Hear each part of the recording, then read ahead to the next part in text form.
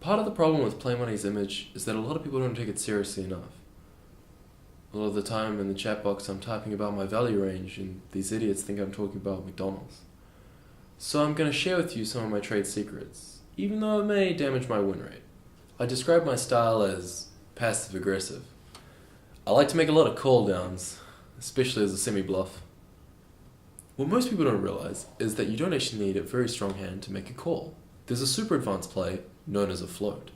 On the flop, you call with 6 high, like a butterfly, and on the turn, sting like a bee. You take down the pot with the worst hand. I also like to give them false information about my range. I make calls to confuse them.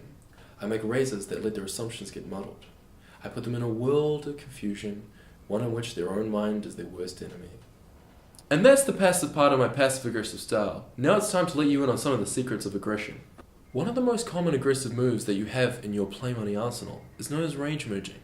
If you don't know what this is, you probably aren't a high-stakes winner yet, but that's okay. It's actually quite a simple method.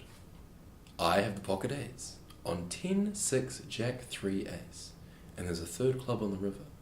Think to yourself, this is the perfect spot for a 2/3 pot value bet. But wait, what if instead we jam for twice the pot? You're probably thinking to yourself, Chad, I know you're brilliant, but this is crazy. Why would you ever make such a huge overbet with just eights? Well, stop and consider it for a second. What does that do to your range? He's going to assume that we're super polarized, nuts or air.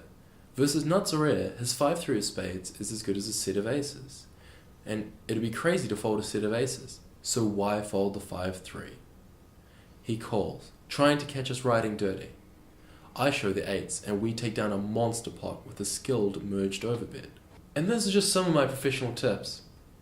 Obviously I can't give you all of my secrets, you wouldn't understand them, but that's a window of insight into the mind of a champion.